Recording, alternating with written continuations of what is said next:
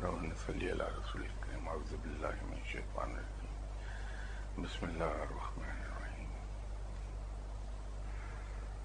ایک سوال آیا ہے کہ تقدیر اور تدبیر کے بارے میں کچھ واضح کر دیں۔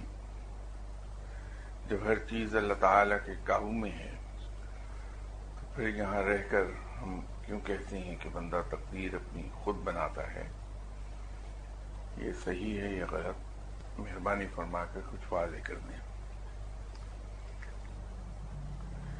اس موضوع پر پہلے خاصی سیر حاصل گفتگو ہو چکی ہے۔ میں ایک بار پھر اس چیز کو ایکسپلین کر دیتا ہوں کہ اس کی مثال اس طرح سے میں دے سکتا ہوں کہ جہاں تک اللہ تعالیٰ کے قادر ہونے کی چیز ہے وہ تو یہ ہے کہ آپ کے گھر میں آپ کے ملازم ہیں، آپ کے بیٹے ہیں اور اہل خانہ ہیں، آپ انہیں یہ کہتے ہیں کہ آپ فلاں فلاں چیز بازار سے لے آئیں اور وہ اس قیمت کی ہو، اس کوالٹی کی ہو اور اس مقدار میں، اس تعداد میں لے آئیں۔ آپ کا ملازم جاتا ہے اور جا کر وہ چیز لے آتا ہے، لیکن جب وہ جا رہا ہوتا ہے تو آپ اسے ایک اختیار دیتے ہیں کہ یہ تو بنیادی چیزیں ہیں کہ قیمت یہ ہونی چاہیے، کوالٹی یہ ہونی چاہیے، تعداد یہ ہونی چاہیے، لیکن اس کے ساتھ آپ اسے یہ کہہ دیتے ہیں کہ وہ اس حد تک جا سکتا ہے قیمت میں، کوالٹی میں اور تعداد میں۔ اب وہ یہاں سے با اختیار ہو گیا ہے، جو ہی باہر نکلا وہ اختیار اس کا ہو گیا، وہ اپنی مرضی استعمال کرتا ہے اور چیز لے آتا ہے، لا کر اس نے آپ کے سامنے رکھ دی، آپ کو پسند نہیں آئی، آپ کو اس پر اعتراض ہے تو آپ اسے کہتے ہیں کہ یہ واپس کراؤ یا آپ اسے رکھ لیتے ہیں۔ اب وہ آپ کے دیے ہوئے اختیارات کے تحت کام کر رہا ہے، وہ ملازم بڑے بڑے فیصلے کرتا ہے، لیکن آخری حکم آپ ہی کا ہے۔ اب جب چاہیں اس کو دی ہوئی قوت، دی ہوئی پاورز وڈرا کر لیں، کیے ہوئے کام کو واپس کر لیں۔ جیسے میں نے عرض کیا کہ جو چیز لے کے آیا آپ کا اختیار ہے کہ آپ اسے کہیں کہ یہ مجھے پسند نہیں، واپس کراؤ۔ کام تو وہ کر رہا ہے لیکن پاور ساری آپ ہی کے پاس ہیں۔ پھر بھی آپ اپنی پاورز میں سے کچھ پاورز آپ اپنے ماتحت کو، اپنے ملازم کو ڈیلیگیٹ کر رہے ہیں۔ اسی طرح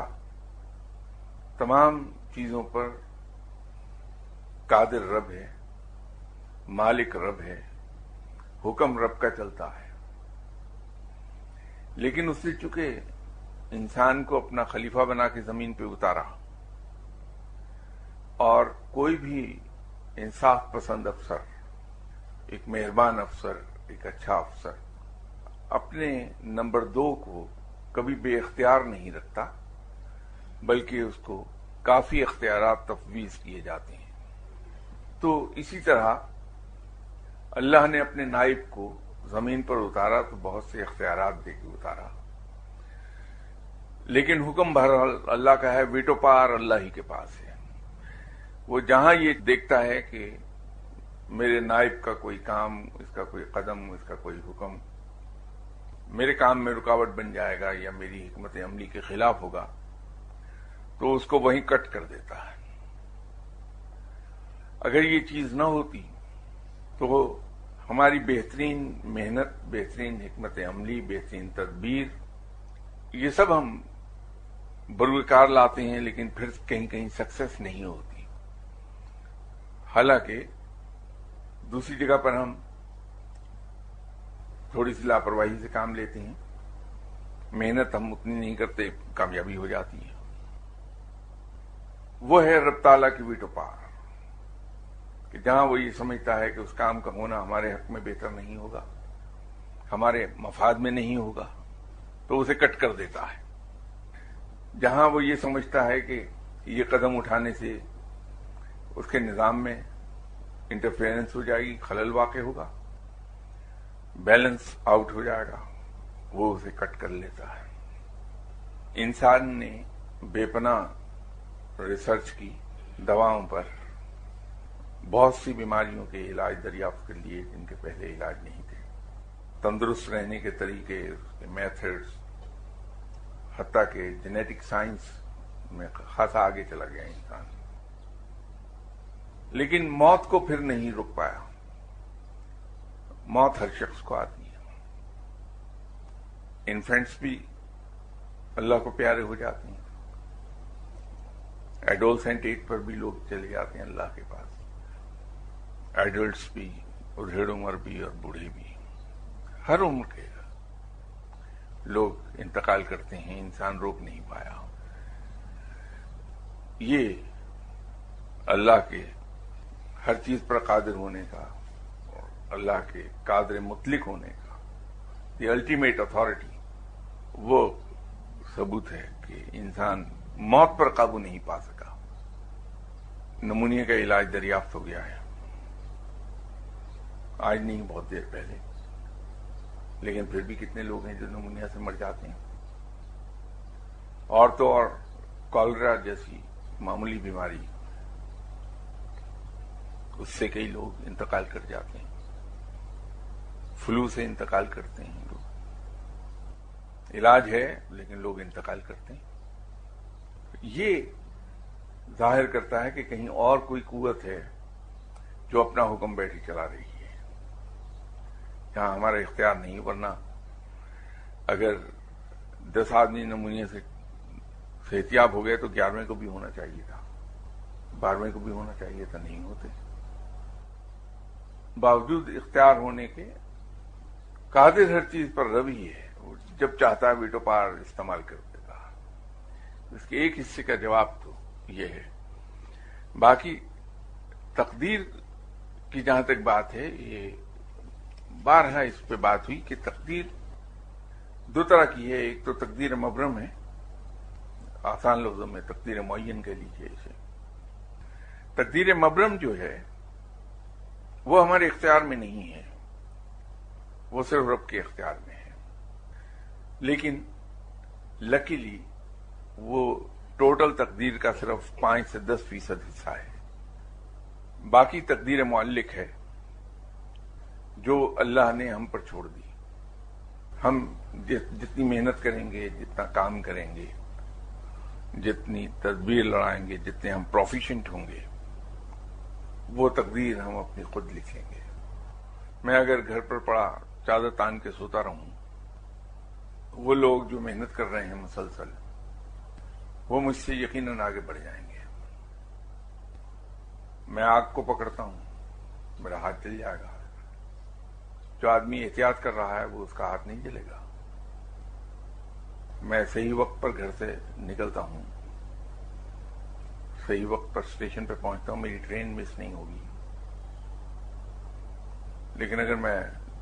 سوتا رہ جاؤں تو ٹرین مس ہو جائے گی۔ یہ سب چیزیں اللہ نے خود میرے اختیار میں دے دی ہیں، میں اپنی تقدیر خود لکھوں گا، جیسے میرے رویے ہوں گے، جیسے میرے ری ایکشنز ہوں گے، وہ فیصلہ کریں گے کہ مجھے کامیاب آدمی بننا ہے یا ناکام آدمی بننا ہے۔ لیکن پھر وہی بات چلی جائے گی، الٹیمیٹ اتھارٹی اللہ ہی کے ہاتھ میں ہے۔ اور کہیں کہیں یہ چیز بھی دیکھنے میں آتی ہے کہ انسان اپنی تمام تر تدبیروں اور کوششوں کے باوجود کہیں پہنچ نہیں پاتا۔ وہ رب کے مالک کے کل ہونے کا ثبوت ہے، اس کو ہم کہتے ہیں کہ تقدیر ہی میں یوں لکھا تھا۔ یہ قضاء و قدر کا معاملہ ہے، لیکن جنرلی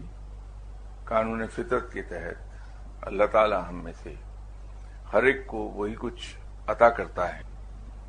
اتنا ہی عطا کرتا ہے جس کے لیے ہم نے کوشش کی ہوتی۔ قرآن میں بھی ہے یہ، تو وہ تقدیر ہم اپنی خود لکھتے ہیں، لیکن تقدیر مبرم جو ہے وہ ہمارے اختیار سے باہر ہے، وہ اللہ نے اپنے اختیار میں رکھی ہے۔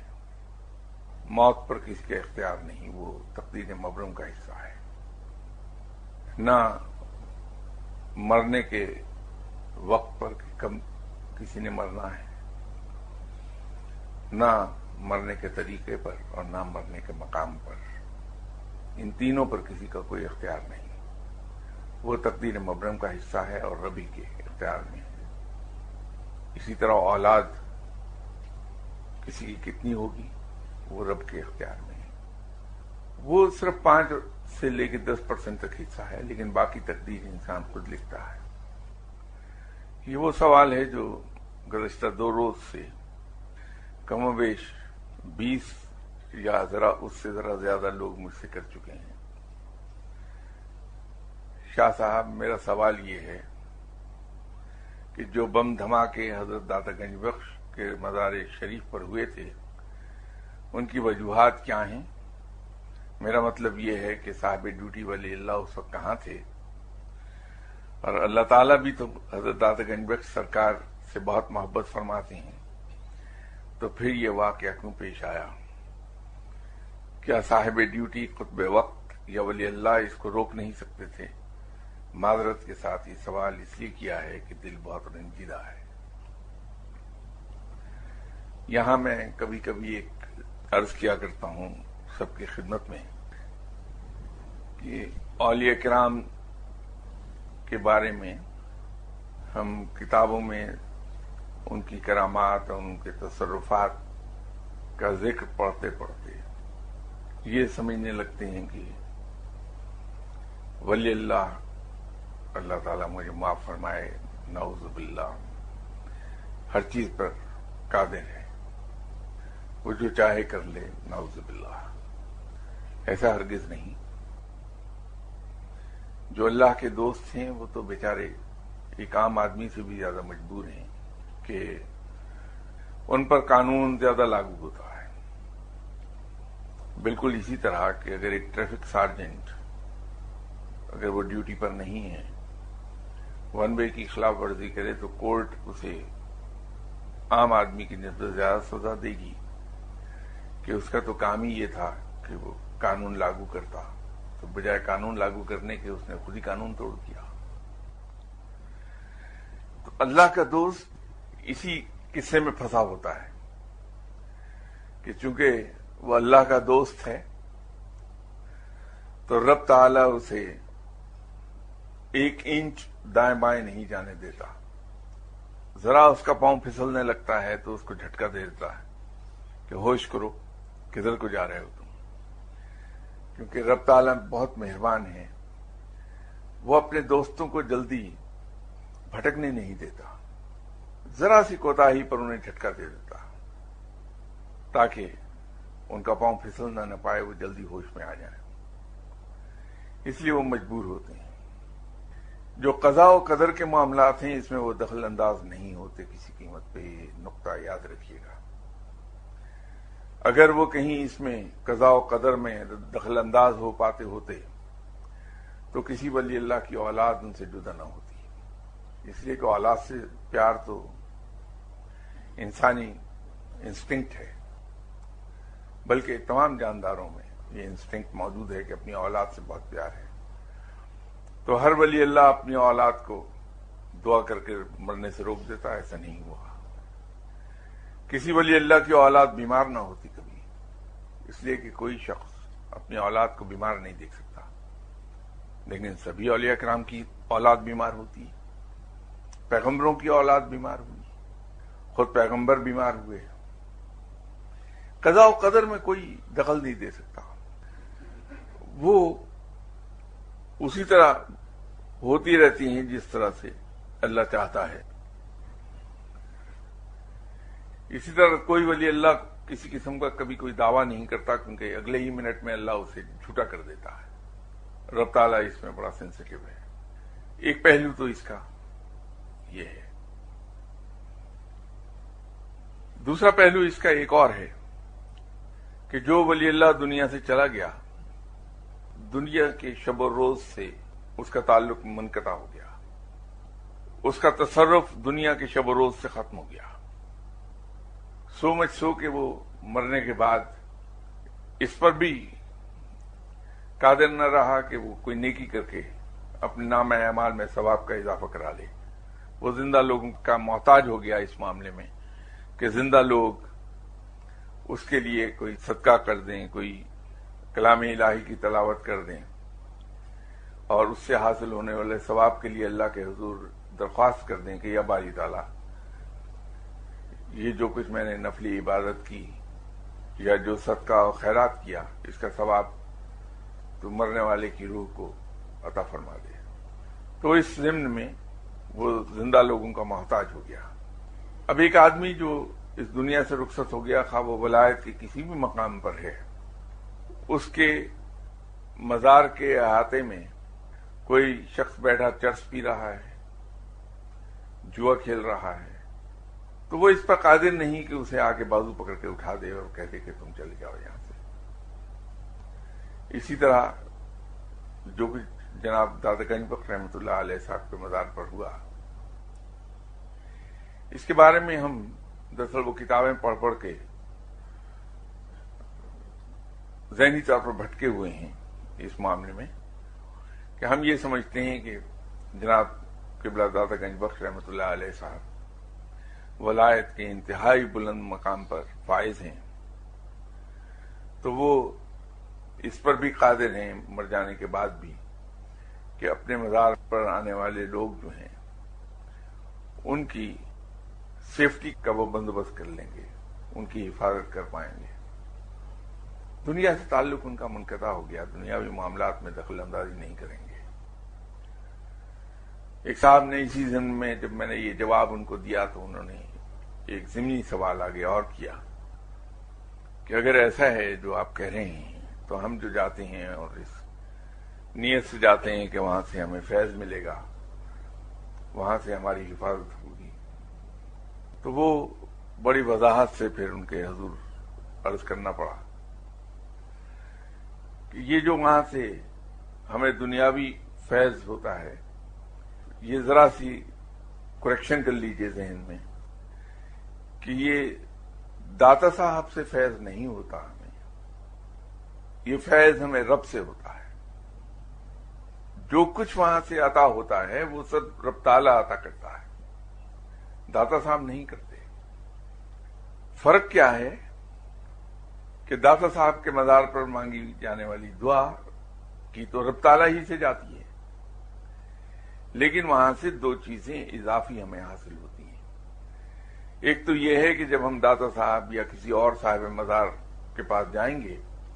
تو ان کی خدمت میں ہم سلام عرض کرتے ہیں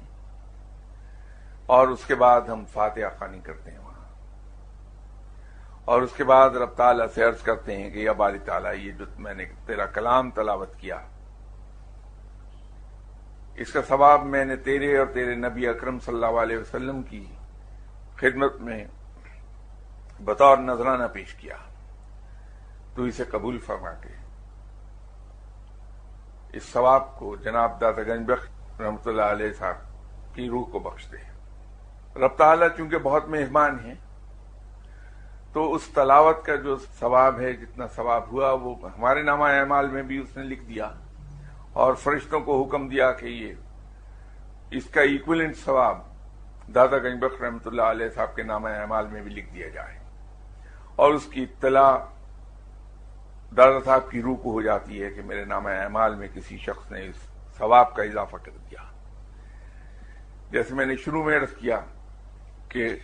ولی اللہ کسی مقام پر فائز ہے یا عام آدمی، چاہے وہ گناہگار ہے یا نیک ہے، جب دنیا سے چلا جاتا ہے تو وہ قادر نہیں ہے اپنے نامہ اعمال میں گناہ یا ثواب کے اضافے کے لیے یا اس میں کمی بیشی کرنے کے لیے، وہ محتاج ہے زندہ لوگوں کا۔ پھر تو داتا گنج بخش رحمۃ اللہ علیہ صاحب کی روح اس بات پر بہت خوش ہوتی ہے کہ میرے نام اعمال میں ثواب کا اضافہ کیا، کیونکہ ثواب کی ضرورت ہر شخص کو ہے۔ تو ان کی روح خوش ہو کے اللہ کے حضور دعا کرتی ہے کہ یا باری تعالیٰ، جس شخص نے میرے ساتھ یہ نیکی کی کہ میرے نام اعمال میں یہ ثواب کا اضافہ کیا ہے، تو بھی اس پر رحم فرما اور اس کا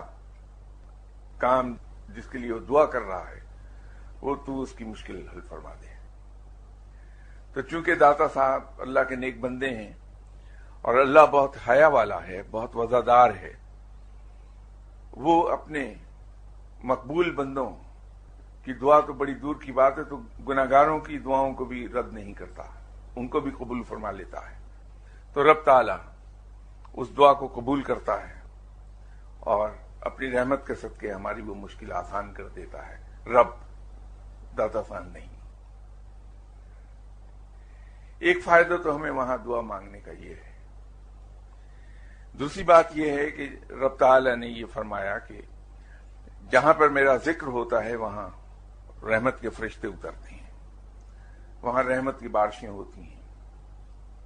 داتا صاحب کا مزار ایک ایسی جگہ ہے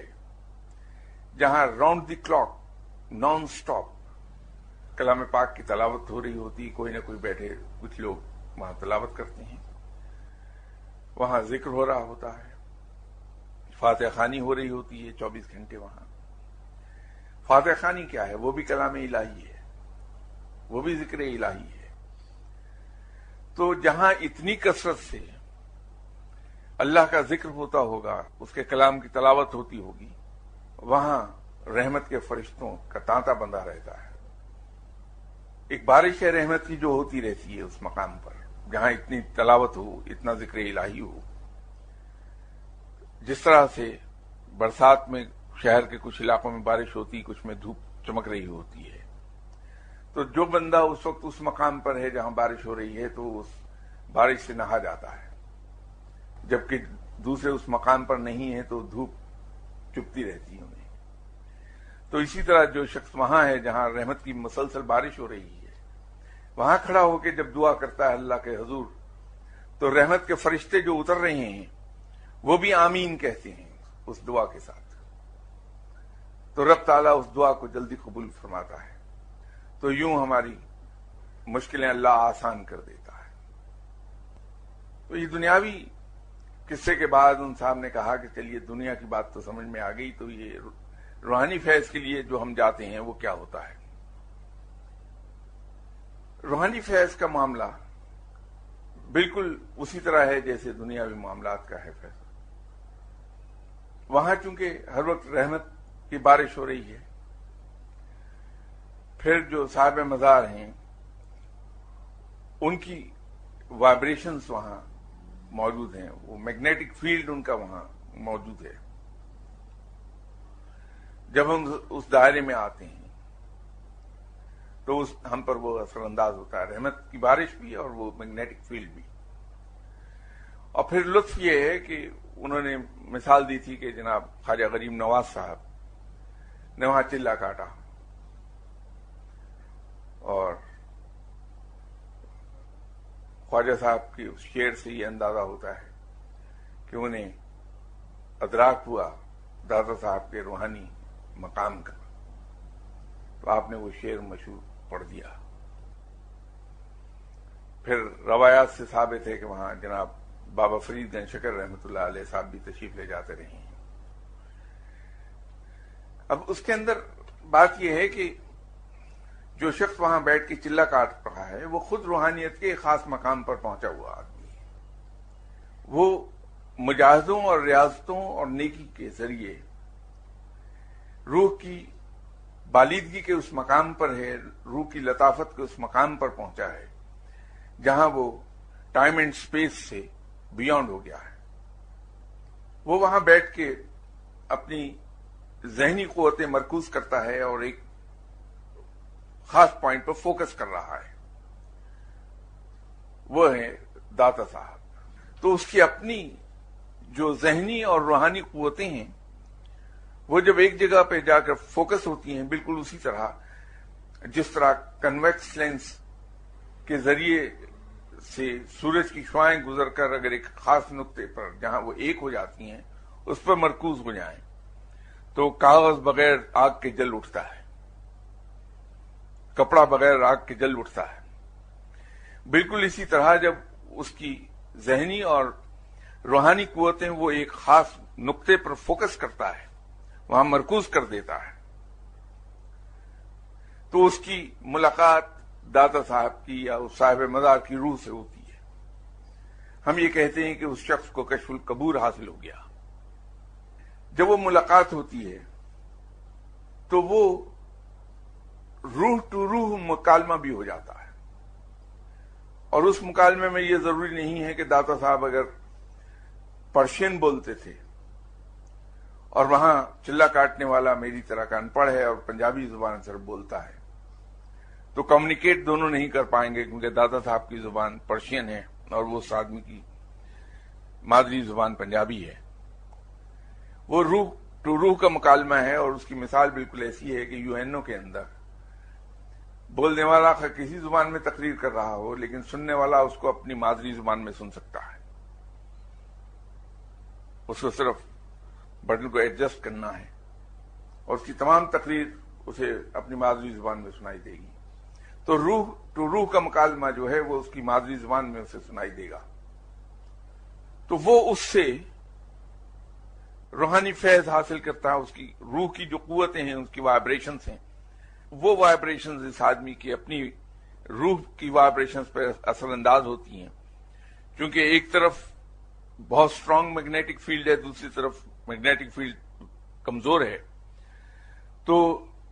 شعاؤں کا فلو کمزور طرف ہو جائے گا، تو یوں اس کو اسٹرینگتھ ملتی ہے۔ تو روحانی فیض کا معاملہ اس سے ذرا سا مختلف ہو جائے گا، لیکن اس کو ریسیو کرنے کے لیے، اس مقام تک جانے کے لیے انسان کا خود روحانی طور پر ایک خاص مقام پر ہونا ضروری ہے۔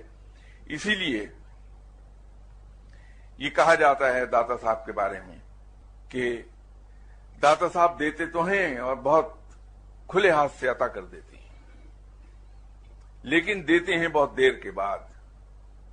آدمی کو تولنے کے بعد، آدمی کو ماپنے کے بعد، آدمی کا وزن کرنے کے بعد، پرکھنے کے بعد پھر دیتے ہیں۔ وہ در حقیقت وہ جو اتنا وقت لگ رہا ہوتا ہے وہ یہ ہے کہ انسان روح کی بالیدگی کے اس مقام پر انسان آہستہ آہستہ جا رہا ہوتا ہے، جب وہاں تک پہنچتا ہے تو اس کو ادراک ہو جاتا ہے، تو یہ کہتا ہے کہ مجھے اب روحانی فیض عطا ہوا۔ وہ قصہ اس کا اپنا ہے سارا۔ یہ بالکل اس طرح سے ہے کہ اگر ایک 500 فیٹ لمبا ہال ہے، اس میں انٹرنس کے 25 دروازے ہیں، ہر 20 فٹ کے بعد ایک دروازہ ہے۔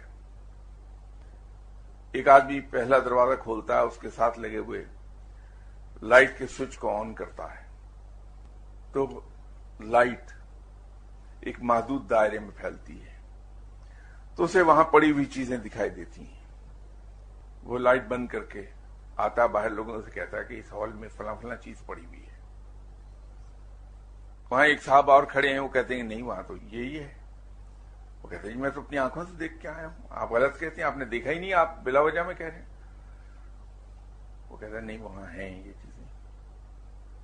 2-4 دن کے بعد وہ دوسرا دروازہ کھولتا ہے، اس کا بٹن آن کرتا ہے لائٹ کا، وہاں کی لائٹ ایک مخصوص دائرے میں پھیلتی ہے، تو اسے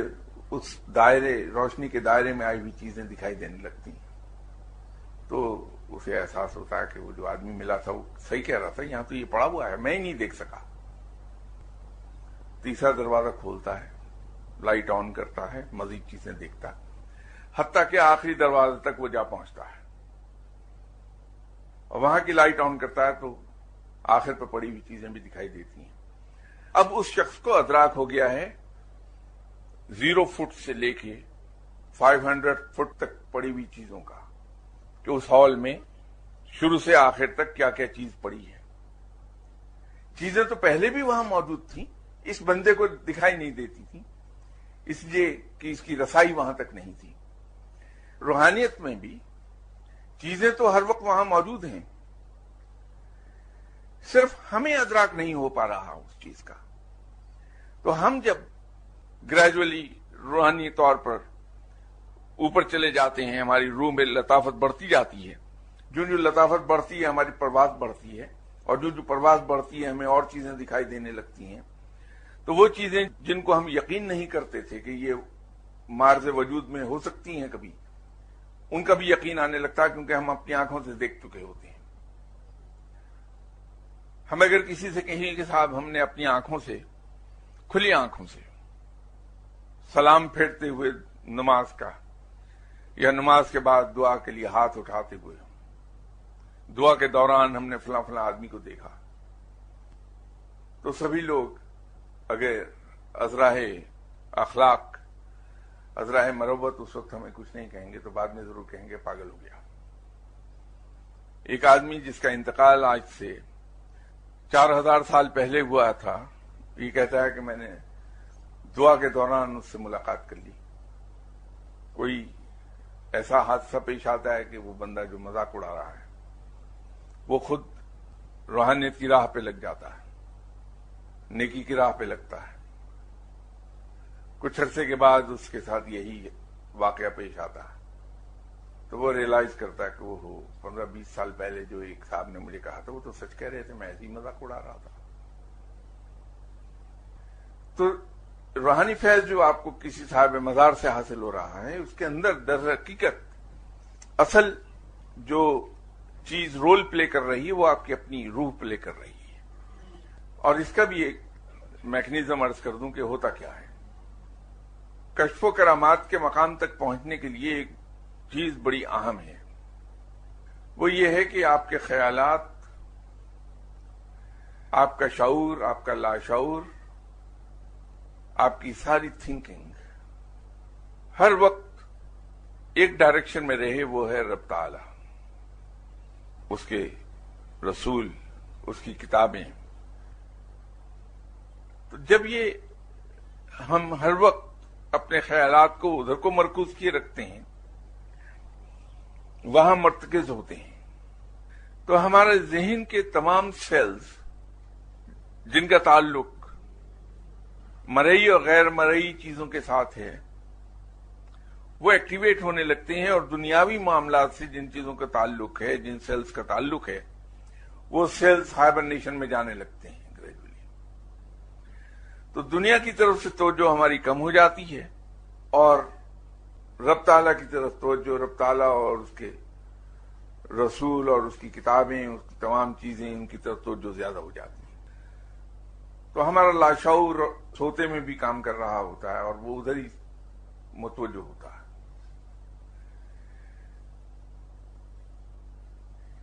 اسی لیے یہ ہوگا کہ جب ہر وقت آپ ان چیزوں کو سوچتے رہیں گے تو دنیاوی ناکامیاں آنے لگیں گی، کاروبار کے اندر گڑبڑ ہونے لگے گی، گھر کے اندر گڑبڑ ہونے لگے گی، بچوں کے ساتھ گلے شکوے شروع ہو جائیں گے بچوں کو کہ آپ توجہ نہیں دیتے، کیونکہ انسان ذہنی اور جسمانی طور پر متوجہ ہی اب رب تعالیٰ اور اس کی دوسری تخلیقات کے طرف ہے، اسی کی طرف دھیان ہے۔ نتیجہ یہ ہے کہ دنیا اس کے ہاتھ سے نکلنے لگتی ہے، اس کی فیملی اور دوسری سوشل لائف اس کے ہاتھ سے نکلنے لگتی ہے، لیکن ادھر وہ ڈوبنے لگتا ہے اس میں۔ جب یہ کیفیت پیدا ہوتی ہے تو پھر روحانیت بے تحاشا بڑھتی ہے، ایک دم تیزی سے اس کے اندر چیزیں آتی ہیں، حتیٰ کہ وہ کشف و کرامات کے مقام تک جا پہنچتا ہے۔ آپ نے اگر اسے کمزور کرنا ہو تو ایک بہت آسان سا نسخہ ہے، آپ دوبارہ سوشل لائف کی طرف چلے جائیے، دوبارہ آپ ٹی وی کی طرف متوجہ ہو جائیے، دوبارہ اخبارات میں ڈوب جائیے، لوگوں کے ساتھ بیٹھ کے گپ شپ مارنا شروع کر دیجئے، بھلے آپ رات کو عبادت کرتے رہیں، یہ کمزور ہو جائے گا معاملہ، ماسوائے ایک صورت کے کہ آپ ایک مقام پر جا پہنچے ہوئے ہوں، وہاں ہوگا یہ آپ کے ساتھ کہ بیٹھیں گے تو آپ دوستوں کی محفل میں فلموں پر بات کرنے کے لیے، لیکن somehow or the other اللہ ایسا بندوبست کرے گا کہ وہ گفتگو کا رخ اللہ کی طرف مڑ جائے گا، اس کی کتاب کی طرف رخ مڑ جائے گا، لیکن وہ ایک خاص مقام پر پہنچنے کے بعد ہوگا، اس سے پہلے نہیں ہوگا۔ تو جو ہی انسان دوبارہ سے دنیا کی طرف متوجہ ہوتا ہے، یہ چیزیں پھر کمزور ہونے لگتی ہیں۔ ایک آدمی ایک مزار پر روزانہ جا رہا ہے، فاتحہ پڑھتا ہے وہاں کھڑا ہو کے، قرآن پاک کی تلاوت کرتا ہے اور دوسری چیزیں پڑھتا ہے وہاں، اب وہ تمام تر جتنا وقت وہاں کھڑا ہے وہ متوجہ ہے ادھر ہی، پھر سارا دن سوچ رہا ہے اچھا مجھے ابھی اتنے بجے جانا ہے وہاں دوبارہ، آج میں وہاں جا کے یہ پڑھوں گا، ہے تو دنیا میں، سوچ وہ وہیں کی رہا ہے. تو یوں وہاں اسے لگتا ہے کہ جیسے مجھے روحانی فیض ہو رہا ہے. روحانی فیض نہیں ہو رہا، روحانی ترقی ہو رہی ہے، اس لیے کہ وہ متوجہ ہی ان چیزوں کی طرف ہے. تو وہ انسان کی اپنی روح کا کھیل ہے، اس کی اپنی محنت اور اپنی ریاضت ہے جو اس کو ترقی دلا رہی ہے، حتیٰ کہ وہ اس پوائنٹ پہ جا پہنچے جو میں نے عرض کیا کہ لوگ اسے کشف القبور کہنے لگیں، اور کشف القبور میں بھی وہ اس مقام پر ہو کہ وہ کمیونیکیٹ کرے، اس کی روح صاحب قبر کی روح سے کمیونیکیٹ کرنے لگے، تو معاملات کھل جائیں گے. پھر یوں ہم کہتے ہیں ہمیں روحانی فیض حاصل ہو گیا، تو کیا پھر رب ہی نہیں سب، رب کی رحمت نے اور ہماری محنت نے. اور ایک اور چیز میں اس ضمن میں عرض کیا کرتا ہوں سب سے، یہ جو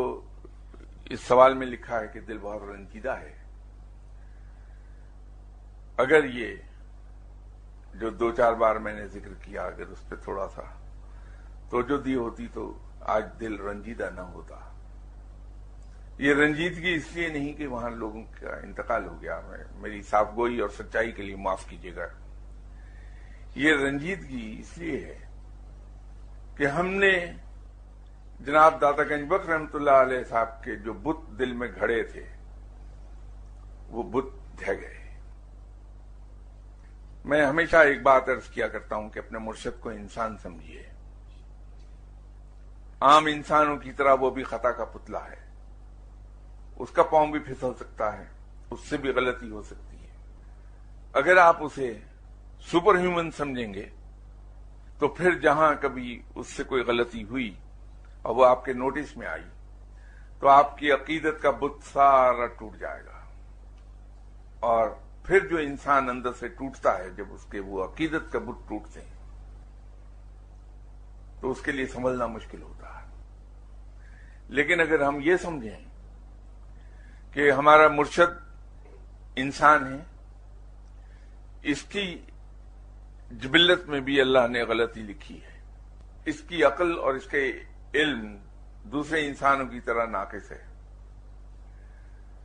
اس سے بھی کوتاہی ہوگی. ہاں البتہ اسے اگر ہم پر کوئی فوقیت ہے تو وہ 2-3 چیزوں میں ہے کہ اللہ نے اسے علم بہت بڑی مقدار میں عطا فرمایا ہے جو ہمارے پاس نہیں ہے. اللہ نے اسے دین کی سمجھ عطا فرمائی ہے جو ہمیں نہیں ہے. اللہ نے اسے توکل کی دولت سے نواز دیا ہے جو ہم میں نہیں ہے. اللہ نے اسے توفیق بخشی ہے تقوی کی جو ہم میں نہیں ہے. تو ان چیزوں کی وجہ سے یہ ہمارے لیے قابل احترام ہیں، اور یہ چونکہ ہمیں وہ چیزیں دیتا ہے جو ہمارے پاس نہیں ہیں، جو اللہ نے اس پہ رحمت کی اور عطا کر دی ہیں، یہ وہ ہمیں بغیر کسی لالچ کے پاس آن کر رہا ہے. اس لیے یہ قابل تعظیم بھی ہے اور اس سے محبت بھی کی جانی چاہیے. تو اپنے مرشد کا احترام کیجیے، اپنے مرشد کی تعظیم کیجیے، اپنے مرشد سے پیار کیجیے، لیکن ذہن میں ہمیشہ یہ رکھیے کہ وہ انسان ہے. داتا صاحب کا مقام بے پناہ بلند ہے، اتنا بلند ہے کہ جیسے میں نے ایک بار پہلے عرض کیا تھا کہ وہاں اگر کوئی عمران جاتا ہے تو وہ سمجھتا ہے کہ یہ شاید اخیار کے مقام پر ہیں، کوئی شاہد جاتا ہے تو انہیں عمران کے مقام پر سمجھتا ہے، کوئی اخیار جاتا ہے تو انہیں وہ ابدال کے مقام پر سمجھتا ہے، کوئی ابدال چلا جاتا ہے وہاں تو وہ انہیں کتب سمجھتا ہے، کوئی کتب وہاں جاتا ہے تو وہ انہیں غوث سمجھنے لگتا ہے، جو غوث وہاں جاتا ہے تو وہ حیران کھڑا ہے کہ کس مقام پر ہیں یہ، کوئی سمجھ ہی نہیں آتا. اتنی بلندی ہے داتا صاحب کی روحانی پرواز میں کہ کسی ولی اللہ کی سمجھ میں ان کا مقام ابھی تک نہیں آیا. اس قدر بلندی عطا فرمائی ہے رب نے، اور وہ مقام ہے کہ ہر روز بلندی ہوتا چلا جا رہا ہے. لیکن یہ یاد رکھیے کہ وہ اپنی تمام تر روحانی قوتوں کے، اپنے تمام تر روحانی تصرفات کے، اپنے تمام تر علم کے باوجود وہ انسان تھے۔ پھر ہم عقیدت کے صحیح مقام پر جائیں گے، پھر ہمیں ان سے بے پناہ پیار ہوگا، بے پناہ عقیدت ہوگی، لیکن ایسی عقیدت اور ایسا پیار جو کسی بم دھماکے سے ٹوٹتا نہیں، پھر وہ مرتا نہیں، پھر ہم اسے صحیح روشنی میں لے لیں گے۔ میں جواب کی طوالت کے لیے معافی چاہتا ہوں آپ سے۔ ایک سوال ہے اور اس سوال کا کانٹیکسٹ ساتھ کسی صاحب نے لکھا ہے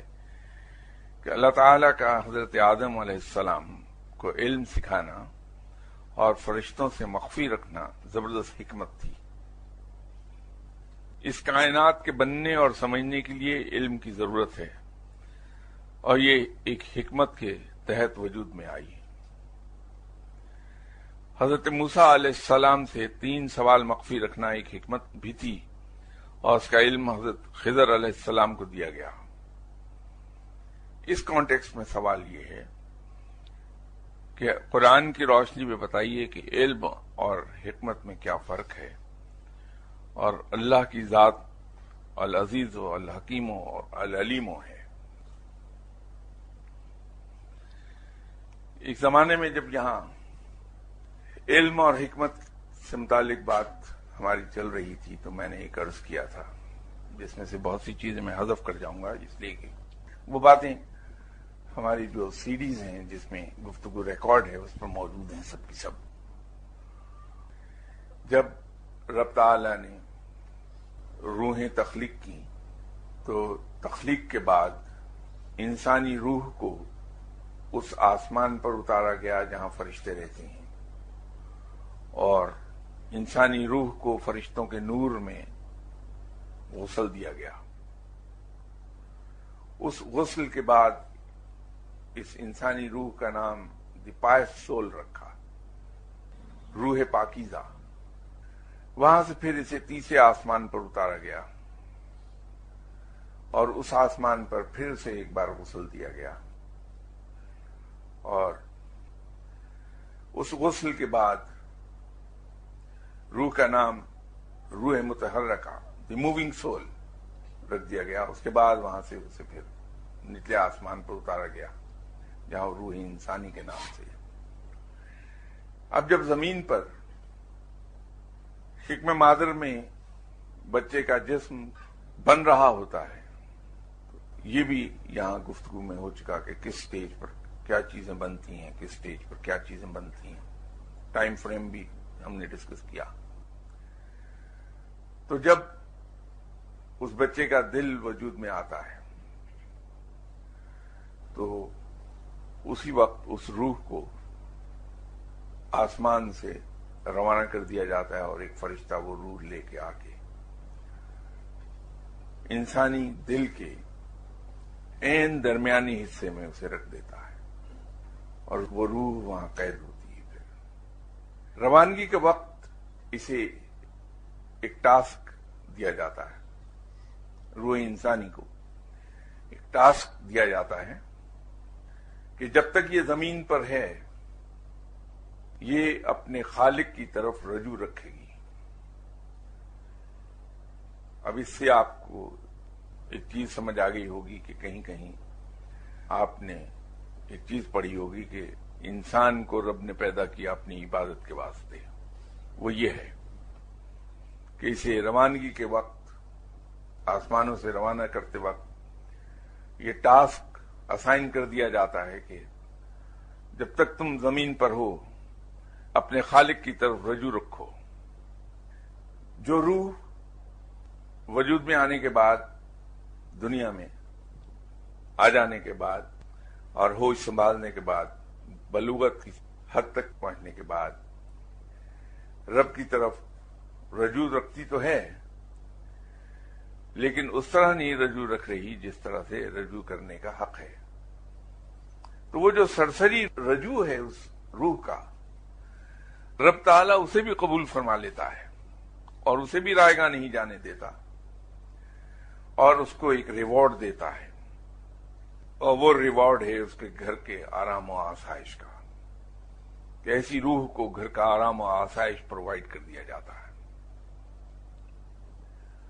جو انسانی روح اس سرسری رجوع کی حد سے آگے جا کے اللہ کی طرف رجوع کرتی ہے تو رب تعالیٰ اسے دنیاوی آرام و آسائش اور مال و زر سے مالا مال کر دیتا ہے۔ اگر کوئی روح اس سے بھی آگے چلی جائے اور ہمیشہ اپنے خالق کی طرف رجوع رکھے تو رب تعالیٰ اسے علم عطا فرما دیتا ہے، اور جسے رب علم عطا فرماتا ہے اسے اپنے دین کی سمجھ عطا فرما دیتا ہے۔ اور جو روح کلیتاً اپنے رب کی ہو کے رہ جاتی ہے، اپنے خالق کی ہو کے رہ جاتی ہے،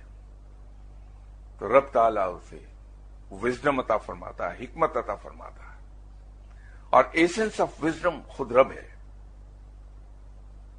اور یہی وہ مقام ہے جس کے لیے رب تعالیٰ نے قرآن میں کہا کہ مومن کی فراست سے ڈرو کہ وہ میری نگاہ سے دیکھتا ہے۔ علم در حقیقت چیزوں کے ادراک کا نام ہے۔ علم اچھے اور برے کی تمیز کا نام ہے، کہ انسان کو نیک و بد،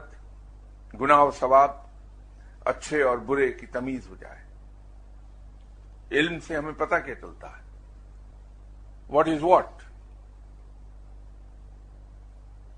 جب مجھے یہ پتہ چل گیا کہ فلاں چیز فلاں ہے، فلاں چیز فلاں ہے، یہ اچھا، یہ برا، یہ تمام چیزوں کے بارے میں مجھے یہ معلوم ہو گیا کیا اچھا اور کیا برا، تو مجھے اچھے اور برے کی تمیز آ گئی۔ اور حکمت اس علم کو خوبصورتی کے ساتھ اپلائی کرنے کا نام ہے، اس کو عقل کہتے ہیں۔ جہاں پر علم کو جب ہم بہترین مفاد کے لیے استعمال کرنے لگتے ہیں، بہترین فائدے کے لیے استعمال کرنے لگتے ہیں، تو وہ حکمت ہو جاتی ہے۔ در حقیقت حکمت دانائی کو کہتے ہیں، مصلحت کو کہتے ہیں۔ لغوی تو میں نے عرض کر دیے کہ دانائی اور مصلحت کے ہیں حکمت کے، لیکن اصطلاحی طور پر حکمت ہم اس کو کہیں گے جہاں ہم علم کو بہترین مفاد کے لیے ہم استعمال کر لیں، وہ حکمت ہو گئی۔ تو صرف علم کا حاصل کرنا امپورٹنٹ نہیں ہے، علم کا حاصل کر لینا ہی کافی نہیں ہوگا، بلکہ اس علم کو ہم جب انسانیت کے بہترین مفاد میں استعمال کریں گے تو وہ پھر مکمل ہوتا ہے معاملہ۔ جب ہمیں یہ پتہ لگ گیا کہ اچھا اور برا کیا ہے، اگر مجھے یہ معلوم ہو گیا سڑک میں کس جگہ گڑھا ہے، یہ علم تو آ گیا، مجھے ہو گیا، لیکن میں احتیاط نہیں کرتا، اس گڑھے میں خود بھی گرتا ہوں، دوسروں کو نہیں بتاتا کہ یہاں گڑھا ہے، بچ جانا، اور جن کی بینائی نہیں ان کو میں ہاتھ پکڑ کر وہاں سے سیفلی گزارتا نہیں، تو اس علم کا فائدہ کیا ہے؟ علم کو دانائی سے استعمال کرنے کا نام حکمت ہے۔